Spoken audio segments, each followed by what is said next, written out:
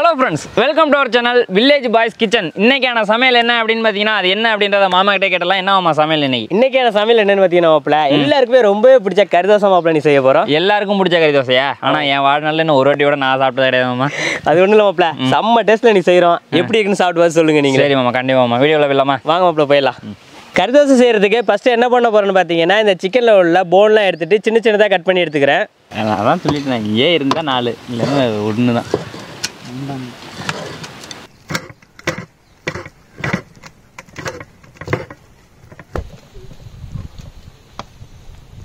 ஓகேங்க, சிக்கன் நல்லா சின்ன சின்ன பீஸாக வெட்டி முடிச்சிட்டேன். ஒரு ஆள்கிட்ட வெங்காயம் உரிக்க சொல்லியிருந்தேன், அதனால எங்கே மங்களம் பண்ணிட்டு இருக்குன்னு தெரியல. ஹலோ, எங்கள் டியூட்டியை நாங்கள் ஒழுங்காக தான் பண்ணிட்டு இருக்கோம், நீங்கள் உங்கள் டியூட்டியை பாருங்கள். நீங்கள் வெங்காயத்தை உரிச்சு கிழிச்சதெல்லாம் போதும், அந்த வெங்காயத்தை கொடுங்க, அந்த சிக்கனை போய் அலசி எடுத்துட்டு வாங்க. ஏதாவது தெரியுமே, ஏதாச்சும் வேலை வச்சுருப்பேன்.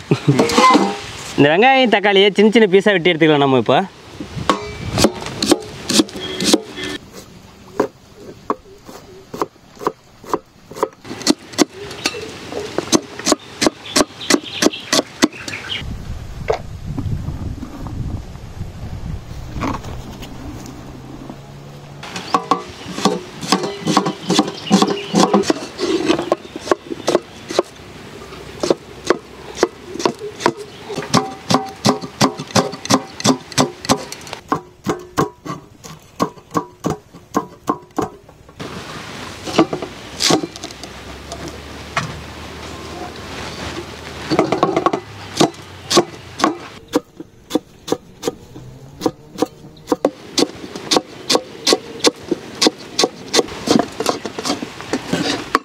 ஓகேங்க, காய்கறி எல்லாம் வெட்டி முடிச்சாச்சு. நம்ம கறி தோசைக்கு தேவையான மசாலா ரெடி பண்ணிடலாம். ஐயோ மாப்பிள, அடுப்பை ரெடி பண்ணியா?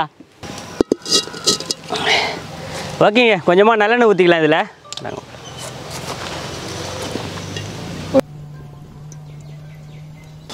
எண்ணெய் சூடாயிடுச்சு, இதில் கொஞ்சமாக சோம்பு சேர்த்துக்கலாம் இப்போ. இந்தாமா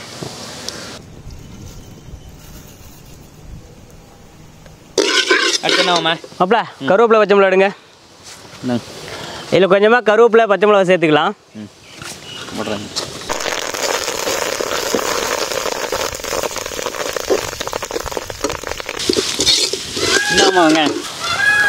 நறுக்கி வச்சிருக்க வெங்காயத்தை இது கூட சேர்த்துக்கலாம்.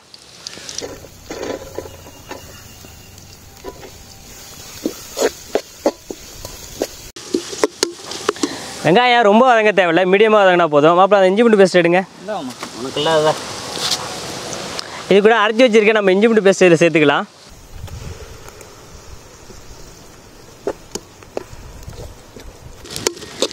ஆமாம், இஞ்சி பூண்டே வாசனை சும்மா வேறு லெவலு, செம்மையாக இருக்குல்ல? இஞ்சி பூண்டு நல்லா வதங்கி சூப்பராக இருக்குங்க வாசனை. இது கூட நம்ம நறுக்கி வச்சிருக்க தக்காளியை சேர்த்துக்க போகிறோம். இப்போ அவள் தக்காளி எடுங்க. இந்தாமா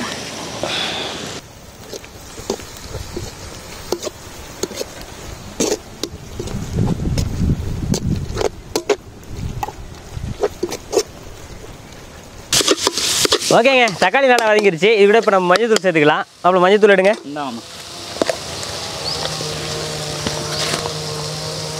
அரை ஸ்பூன் மஞ்சள் தூள்.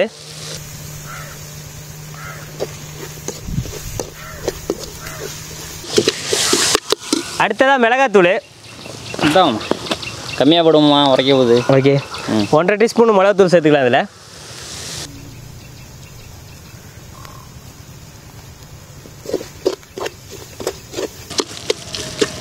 அடுத்ததாக மல்லித்தூள். இது வந்து 2 டீஸ்பூன் மல்லித்தூள்.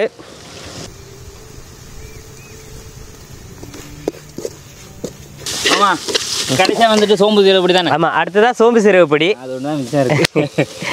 இதில் வந்து ஒரு 2 டீஸ்பூன் போட்டுக்கலாம். போடுங்க.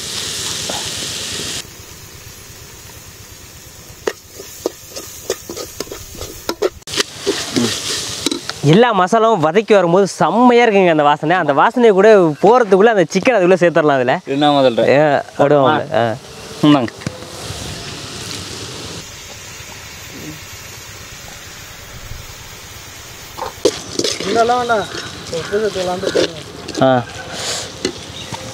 தேவையான அளவு உப்பு சேர்த்துக்கலாம் இதில்.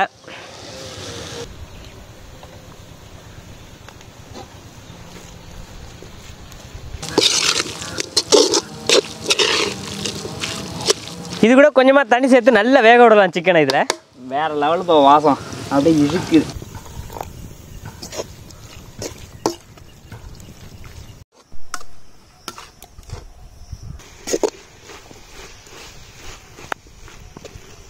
நான் முடிக்கலையா முடிவு வச்சு மாப்பிள. இந்த மசாலா கூட சிக்கன் வந்து செம்ம வாசனையா இருக்குது. நீங்க சாப்பிட்டு முடிக்கிறதுக்குள்ள நான் தோசை ஊற்றி முடிச்சிடுறேன். நீங்க அந்த கொத்தமல்லி எடுங்க. கொத்தமல்லியா? கார்னிஷா? எஸ், போட்டுருமா? போட்டுருங்க.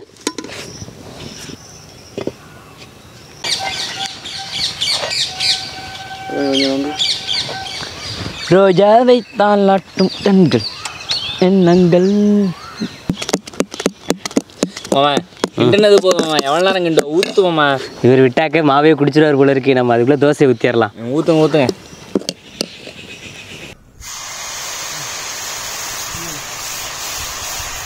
கறி நான் தான் தூவேன். மழை சாரல் மாதிரி தூவுங்க. அப்படியே மழை சாரல் மாதிரியா? அப்படியே அழகா அப்படியே 1.5 கரண்டி நெய் எடுத்து ஊற்றுங்க.